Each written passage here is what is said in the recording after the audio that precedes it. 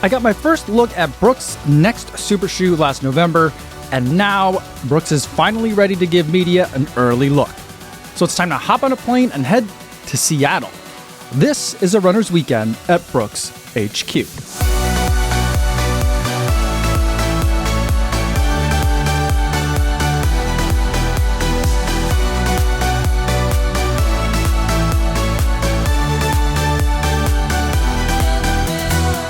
Yo, what's going on? Just made it into Seattle. Had a pretty early, but otherwise really easy flight getting into town. It's going to be a very short trip. I'm here to visit Brooks to see their remodeled headquarters, to learn about some of the shoes and to talk with some of their pro athletes. But it is going to be a very short trip, so let's get right into it. My friends Drew and Ashley are already here. They're staying at the same hotel. Let's meet up with them and go get a bite to eat.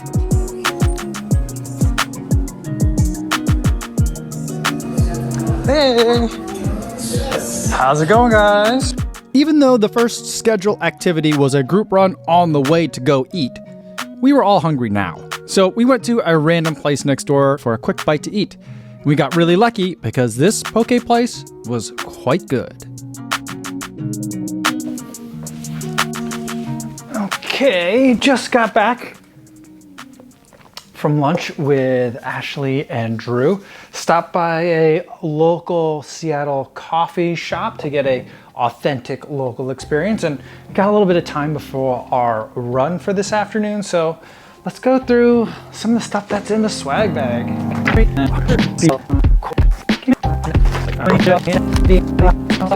In this bag, we've got Hyperion Elite 5. We've got Hyperion 3s.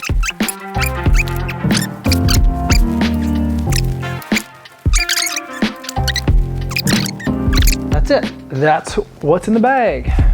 Next, it was time for our group run. This is going to be a bit of a sightseeing tour on the way to a late lunch. And you go, that's ready. We are getting going on the run. Got a fun group here. We got Drew, Ashley, Emily and Bobby's here. Ran to Japan is here, from Japan. We're doing some sightseeing.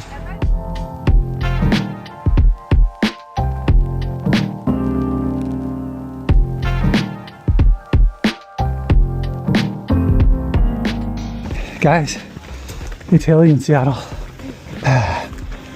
Great job, you're doing it! Whoa, look at this view.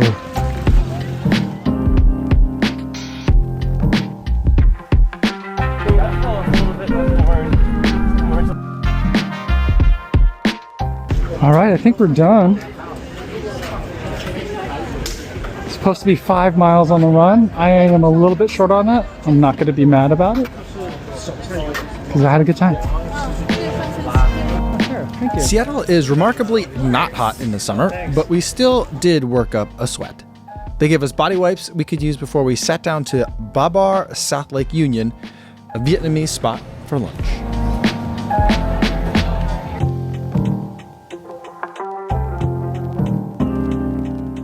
Walked back to the hotel after lunch, made a quick pit stop, and now I've got some time, so I'm going to add on a couple of miles on the day.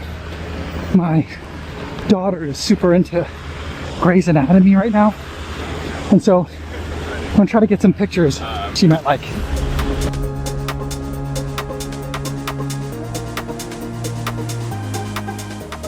I sent a picture to my daughter and she recognized it instantly.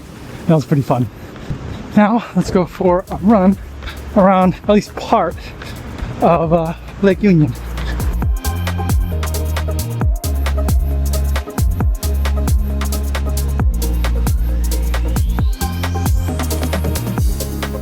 I thought there'd be a little bit more of a path around the lake. I'm trying to find just a way to run through and be close to the water.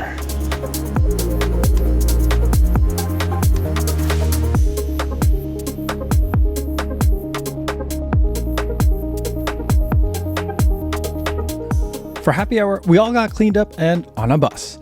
we headed towards Pike Place Market and to a place called Zigzag Cafe. I'm pretty sure someone told me that this place invented the craft cocktail, although I don't think that's accurate. But I did have a very nice drink or two while there. On the way to dinner, we stopped by an alley full of gum, and this is the second time a company has taken me on a trip where they've taken me to an alley full of gum. And the dinner was at the Mutual Arts Collective, a gallery space co-owned by a member of Pearl Jam. Food was by Matt's in the Market, and it was tasty. Before dinner, we heard from the Brooks team about some of the history of the Hyperion Elite. Des was there, and she talked about how she ended up deciding to run in the prototype for the Boston Marathon. And everyone specifically commented on how the foam that day was painted black, but that the paint was visibly coming off during the race. And then they showed us the Hyperion Elite 5, which is technically the second race shoe from Brooks to finally use all PIBA.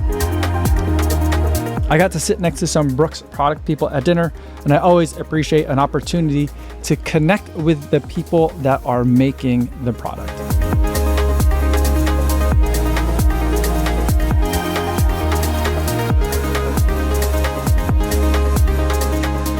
We got an early start the next morning by hopping on a bus to head to the Brooks HQ.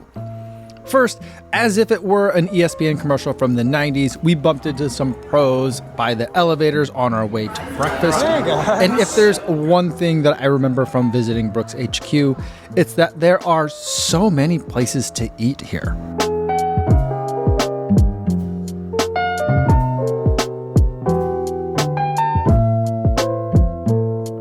Rooftop deck here is pretty nice.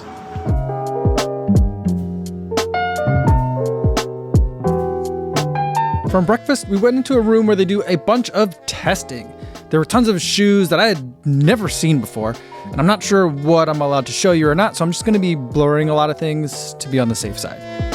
We took a look at the kinds of data that Brooks captures when testing their shoes. They use motion capture to determine how a person runs without shoes, and then again with the test shoes on. The idea is to see how different a shoe makes a runner's gait.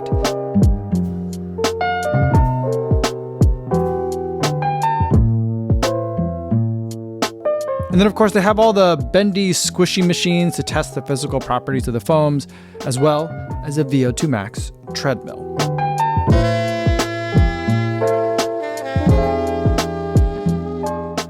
That's it at that Brooks building. Now we are going to that Brooks building.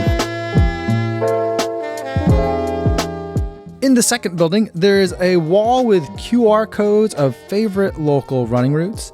And then there's a hallway with a timeline of Brooks' history.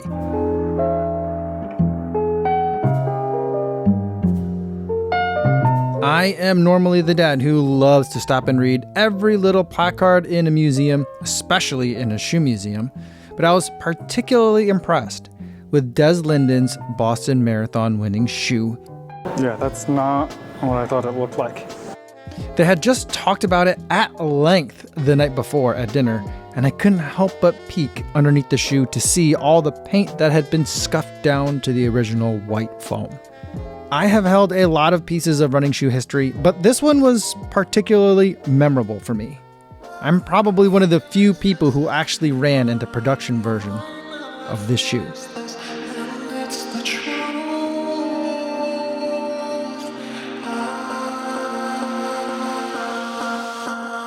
Then we were taken on a tour of this space. The colors, the materials, the upcoming lifestyle offerings that I can't show you yet. Everything felt very modern.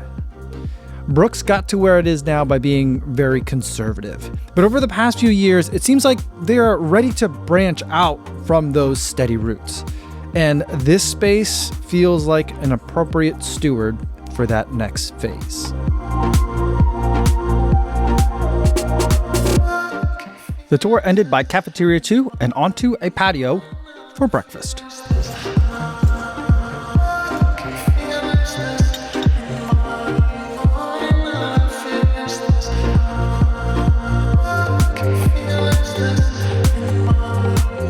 After breakfast, we all kind of split up for interviews, depending on what each of us had as a focus. I had a chance to interview all of the marathoners who had just been named to Team USA for the World Championships Marathon later this year. Brooks has one of the 3 men and all 3 women on Team USA, and that is pretty impressive. I'm getting help to edit interviews now, so I should be able to turn them around faster, and once these are ready, links will be available in the description. After the interviews were done, I met up with Drew for some teriyaki, and then we ran back over to Brooks for some shoe testing.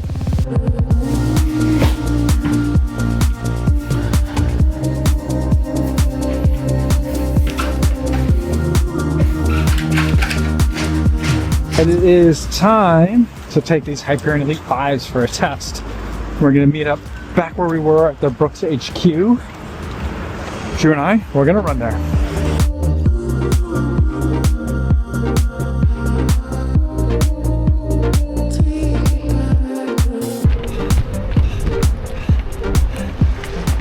I made a little bit of a detour to go see something, and then we had to climb up this giant hill. But I think it's gonna be worth it. Check this out.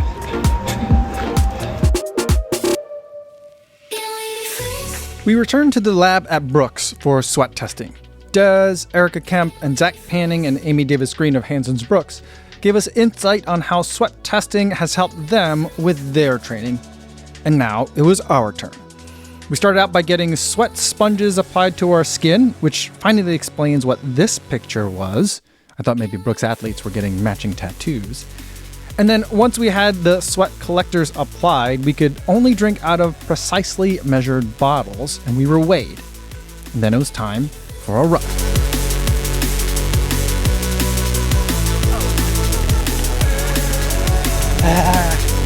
Too many hills.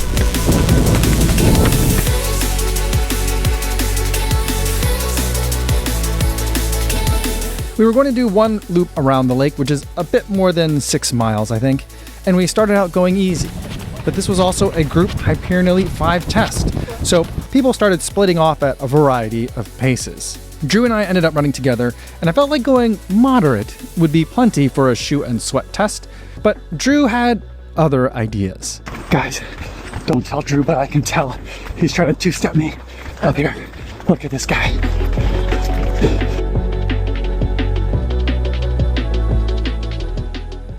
The DNA Gold in the Hyperion Elite 5 is really quite nice. To me, it's so much softer than the identically named DNA Gold in the Hyperion Elite 4 PB.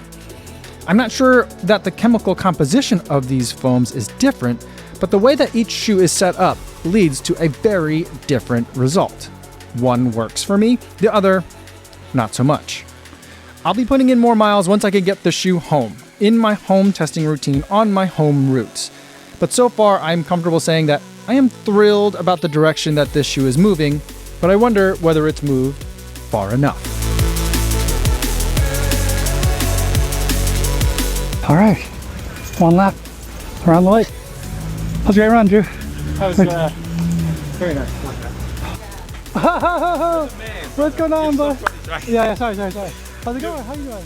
When we returned, they collected our sweat samples and weighed us after the run, and told us our results would be available soon. On the way out, we ran into Sid of Pioneers, who was in town on his own secret mission that I can't really tell you about yet, but it was a nice surprise to see my friend in Seattle. Running really does make the world small in a good way. And then to close out the evening, we met up for happy hour, and then we were off to a baseball game. And whenever this kind of thing happens, I'm always grateful for the hospitality, but I am also keenly aware that I am media, and this is a company whose products I am reviewing.